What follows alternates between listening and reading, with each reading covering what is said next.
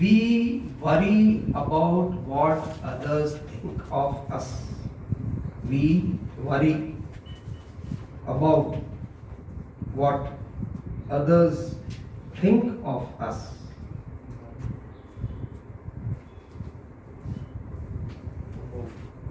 We should worry about, or rather I should worry about what I think of myself. थोड़ा थोड़ा लूंगा, ये मन का तो इतना बड़ा विषय है, थोड़ा सा मैंने आप लोगों को बताया, थोड़ा थोड़ा आज हमको समेटना है पूरा। मन के ऊपर खूब काम करो। बार बार मैं कहता हूँ कुछ अच्छा पढ़ो, सत्संग करो, सुनो। जैसे अभी आए हो तो तुम्हारा मन का कल्चरिंग हो रहा है, जा रहा है डीप अंदर, तुम्हारे सबकॉन्शियस में जा रहा है, संस्कार पड़ रहे हैं। उसके विमर्श करो, चिंतन करो। जितना चिंतन करोगे उतना मन पे प्रभाव पड़ेगा, बिल्कुल पड़ेगा, बहुत जरूरी है। डिसिप्लिन में मैं कितनी बात करूं, एक दो चीज जरूर बताऊंगा। वाणी का तप 17.15 निकालो, 17वें अध्याय का 15वां श्लोक, one of the most important shlokas of Bhagavad Gita for us. जबान पे लगाओ। 17.15 निकालो।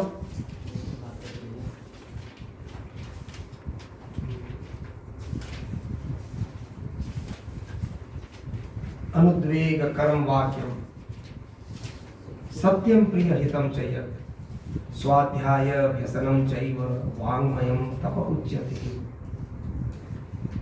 तप क्या है? तप यानी मेरे कर्तव्य के लिए, कर्तव्य कर्म के लिए, और एक फॉर सम उन्नत कारण के लिए मैं कुछ कष्ट अपने ऊपर स्वीकार करता हूं, स्वेच्छा से कष्ट, कुछ नियंत्रण, संयम, आत्म संयम करता हूं, स्वयं का मेरा श्रेय हो, फॉर माय ओन वेलबीइंग। तो यहाँ पर बताते हैं हम तम अलग अलग इंद्रिय है ना, बोलना, सुनना, देखना, चखना। अब कितना ही सोचो, हर एक में कितना हम कितना ध्यान रखते हैं, कितना कंट्रोल करते नहीं करते, स्वयं अंदर झांक कर देखना है। लेकिन बोलने पे मैं जरूर कहूँगा उसमें हम गलती करते हैं। कोई कहता भाई मैं तो क्या है, जो होता है अंदर बोल देता हूँ, कुछ अंदर रखता नहीं हूँ। अंदर रखते नहीं है सामने वाला, भले फिर बेचारा उसकी हालत खराब हो जाए। स्वामी जी कहते हैं वही सत्य है तो सत्य बोलो, बिल्कुल, लेकिन वही सत्य है जो किसी को डिस्टर्ब नहीं करे, वही सत्य है जो उसको प्रिय हो, और वही सत्य है जो उसके हित में हो, है ना। कहीं पार्टी में गए हैं, 3-4 जन हैं, और किसी ने कुछ गलत एकदम फैशन के कपड़े नहीं पहने हैं, थोड़ा सा भोलू सा लग रहा है, बोला अरे क्या तू आज पहन के आया? 4 जन सुन रहे हैं, तो सत्य बोले, सत्य क्या बोले, उसका बेचारे का कितना मुंह लटक जाएगा, उसको दुख हुआ कि नहीं हुआ। तो मैं क्या करूं, मुंह को बंद रखो, और क्या। Einstein, one of the greatest brains of the world, he has given a simple formula for success. A is equal to x plus y plus z.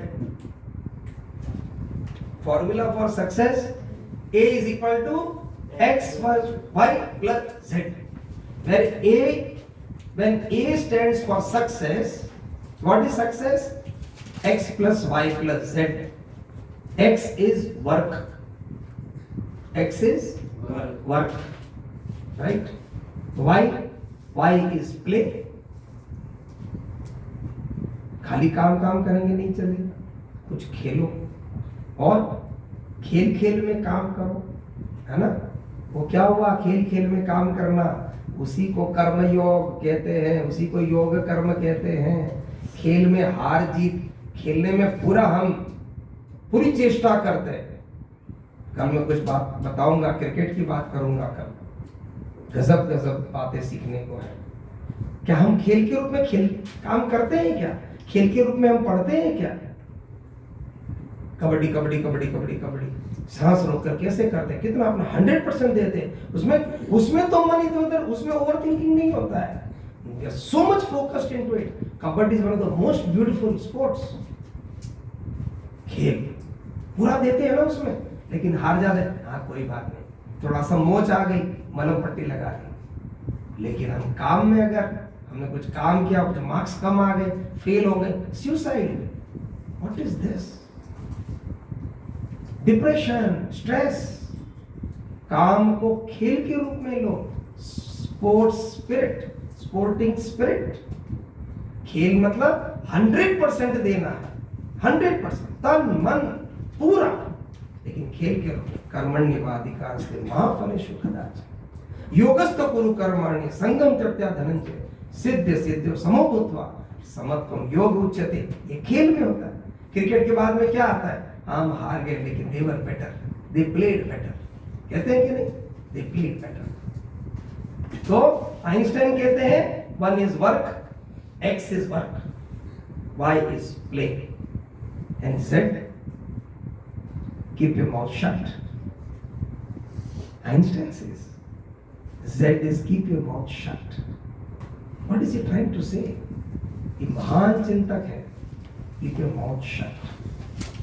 निरर्थक बोलते हैं, नहीं बोलना चाहिए बोलते हैं, जरूरत से ज्यादा बोलते हैं, जरूरत से ज्यादा स्पीड से बोलते हैं. अरे हम तभी बोले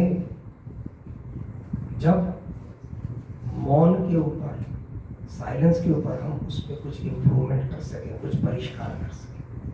late us speak only when we can improve upon the silence. ये तो चुप रहेंगे तो बहुत कुछ काम कर पाएंगे. तो वाणी तब, जब हम शम दम, 2-3 चीजें मैं बताऊंगा, वाणी तब समझ गए. हम जाके नियम करेंगे ना हम सब, क्या नहीं होता, चुप रहेंगे. चुप क्यों है? बाद में हद है यार, शिविर में आज चुप रह रहा है. नहीं, बाद में लगता है बोलूंगा तो विवाद हो जाएगा, झगड़ा हो जाएगा. बाद में कितना सुंदर शब्द है, बाद में. सुंदर है कि नहीं? तो हम वही बोलेंगे जो सत्य है. खाली सत्य नहीं है, जो सामने वाले को उद्वेग पैदा नहीं करे, डिस्टर्ब नहीं करे, उसके प्रिय, उसको प्रिय लगे सुनने में, उसके हित में हो. ये तो हम नहीं बोलेंगे. कोशिश तो करें, पहले से कुछ इंप्रूवमेंट हो, करेंगे ना, बोल तो लेंगे. सुनने का किसने सीखा है? कौन सी स्कूल सिखाती है कैसे सुनना? सिखाती है school? How should you listen? नहीं ना, इट टीचेस पब्लिक स्पीकिंग. मेरे पास सब आते हैं, अंकल पब्लिक स्पीकिंग सिखा दो. ठीक है, पब्लिक स्पीकिंग का कैंप कर लेंगे, पब्लिक स्पीकिंग कैंप कर लेंगे, उसके भी टेक्निक्स है. लेकिन प्राइवेट स्पीकिंग,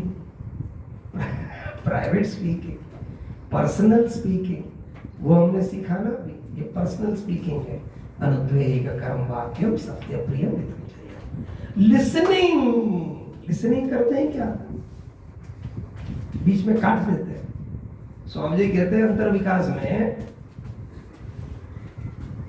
बोलते हैं कि भक्त भी मुझे कैसे मिलते हैं. मैं कुछ कहता, हाँ स्वामी जी की बात को बीच में काट देते. मम्मी कुछ कहती है, उसको बीच में काट देते. हम क्या सुनते हैं क्या? सुनने की कला अगर आप में आएगी. आप पूछ रहे हैं मेंटर कैसे बनना? मेंटर बनने के लिए सुनने की कला आनी चाहिए. सुनना दिल से, ध्यान से. लिखोगे? लिख लो. सुनना दिल से, ध्यान से.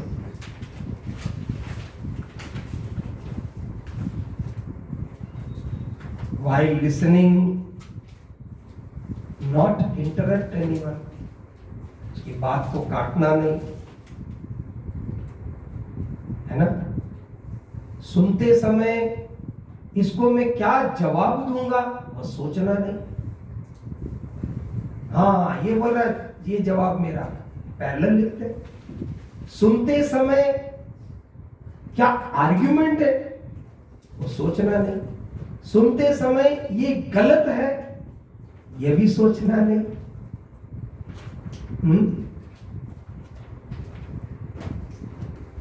सुनते समय उसको समझने की कोशिश करना, इसको कहते हैं सुनना।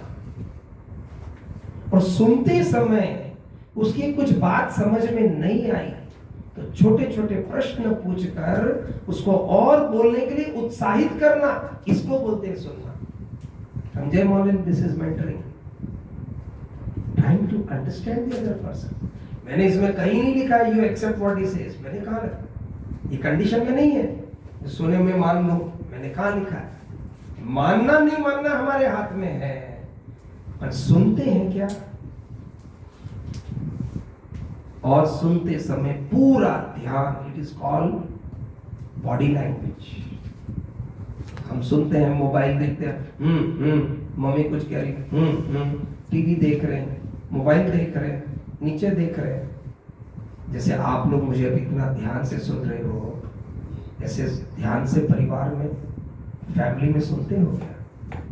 अब शुरू करेंगे।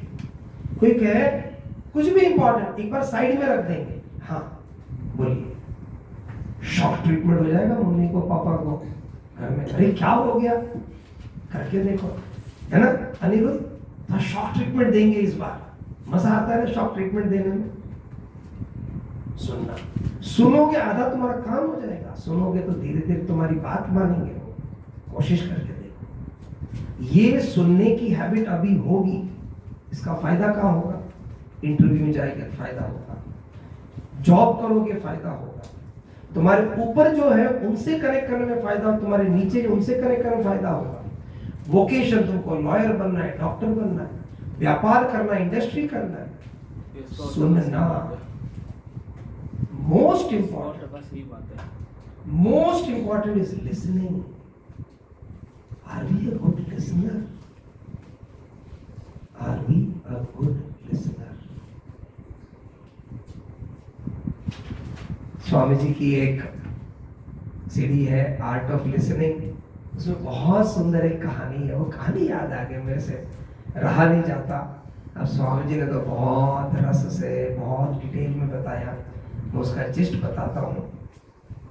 एक राजा थे, वो बहुत कला प्रेमी थे, बहुत कला प्रेमी थे, और उनको नए नए शास्त्रीय राग, नए शास्त्रीय गान, नए शास्त्रीय नृत्य, उनको उनका कला का उनको और स्वयं को उनको कला की बहुत पहचान थी।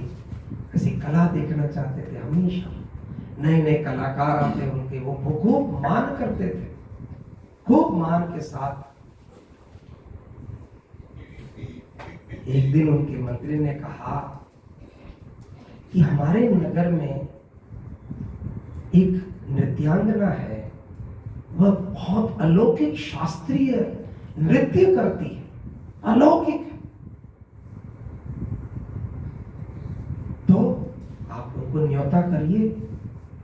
बिल्कुल, हमने आपको पूछे बिना ही हमने उनको पूछ लिया। फिर बोले मैं तो खाली महात्मा के सामने, और वह भी मेरी पर खाली एक ही महात्मा इस शहर में, मैं केवल उनके सामने नृत्य करूंगी। केवल एक ही है, कौन? महात्मा। क्यों महात्मा? उनका मन क्या है? तीर है। वे ही मेरी कला की परख कर सकते, उनके अलावा मैं किसी के सामने नहीं करूँ। ये कलाकार किसी के सामने नतमस्तक नहीं होते हैं। उनको राजा बोले, अच्छा उनको बोलो, राजा ने कहा है। राजन हमने कह दिया, उन्होंने कंडीशन, तो ठीक है। हम तो महात्मा का भी, सभी गुरु का, सबका कितना मान करते ही है। महात्मा जी को मान से बुलाइए, उनकी भी हम पूरी अवगत करेंगे। राजन हमने वह करके दे लिया। फिर महात्मा कहते हैं मैं किसी भी औरत के आगे नहीं देखूंगा। तो विडंबना हो गई। फिर क्या करें? राजा को, लेकिन कला के रसिक राजा उठकर स्वयं वो महात्मा जी के कुटीर में गए, उनको साष्टांग प्रणाम किया, उनको महात्मा मैं क्षमा चाहता हूँ, मैं कला का रसिक हूँ, मालूम नहीं कुछ वह चाहती है, वो केवल आपके सामने नृत्य करेगी। महात्मा ने कहा भाई मैं जानता हूँ आपके आशय बहुत अच्छे हैं, लेकिन मेरा प्रण है, मैं किसी के सामने किसी भी औरत को मैं नहीं देखता, तो क्या उपाय करें? मंत्री जी ने कहा महात्मा एक ऐसा कर सकते हैं, आप केवल उनके चरणों को, नृत्य तो चरणों से होते हैं ना, पग से, उनको देख ले, शायद उनको संतोष हो जाए। महात्मा मुस्कुराए, वो हो सकता है, आप उन नृत्यांगना को, उन कलाकार को पूछ लो। वे नृत्यांगना के पास गए, देखिए हमारे राजन कला रसिक है, वो महात्मन है, वो उनका ऐसा प्रण है, आप कहते हैं उनके सामने ही आप नृत्य करेंगे, वे केवल आपके चरणों को, पैरों को देखेंगे, उनके आपके नृत्य के, क्या आप कम से कम ये स्वीकार कर ले? वो नृत्यांगना मुस्कुराई, बोले ठीक है। राज दरबार में वहां पर कला का सौरभ, महात्मा जी आते हैं, राजन की बहुत आदर करते हैं, बिठाते हैं, उनका आसन देते हैं, और महात्मा जी खड़े बैठे हैं, नृत्यांगना फिर नृत्य शुरू करती है। नृत्यांगना और महात्मा जी नजर केवल उनके चरणों पर, और बीच बीच में वाह वाह वाह कर रहे हैं, और उनके पास कुछ कागज होता है, पेन होता है, वो कुछ कर रहे हैं, कुछ लिख रहे हैं। वाह वाह, राजा दंग रहते हैं, ये नृत्यांगना को तो देख नहीं रहे, वाह कर रहे हैं। पूर्ण होते नृत्य अतुलनीय था, दिव्य था, और राजा स्वयं कला प्रेमी, वो भी वाह क्या नृत्य है। महात्मा जी के सामने देखते, महात्मा जी बोलते हाँ बहुत सुंदर नृत्य है, क्या सुंदर कमल नृत्य है। बोले कमल नृत्य, हमने तो कोई कमल देखा नहीं। नृत्यांगना बोली हाँ ये कमल नृत्य है। महात्मा जी ने अपना कुछ कर रहे थे, दिखाया, उसमें कमल का चित्र था। नृत्यांगना ने वो जो नृत्य कर रही थी उसके ऊपर की चद्दर हटाई, नीचे उन्होंने फूल की पंखुड़ियां लगाई थी, और नृत्य करते करते कमल के सब रेखा चित्र हो गए थे। समझ में आई बात?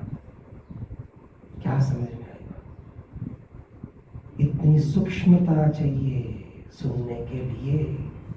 वो सुन रहे थे, यहाँ सुनना खाली कान से नहीं, जब हम उड़ील देते हमारे प्रियजन के प्रति, हम अपने आप को खोल देते हैं, हमारे मन को, हमारे इंद्रियों को, हर चीज को, and we can understand the other person even without any exchange of words, उसको सुनना कहते हैं।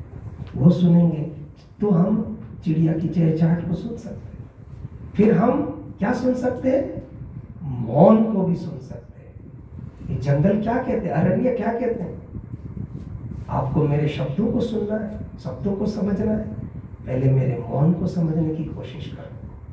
तो वो जो महात्मा में वह जो सटलनेस, सूक्ष्मता, मैंने कहा था ना, देखना एकाग्रता से, समझना सूक्ष्मता से, इसको सुनना कहते हैं।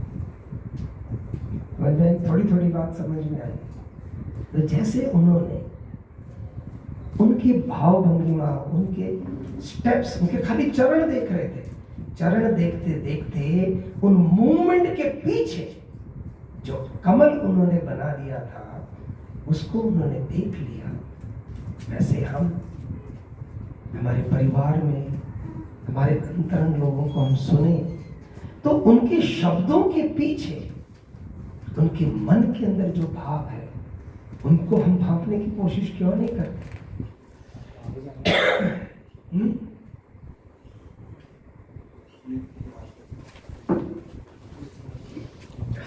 Any questions?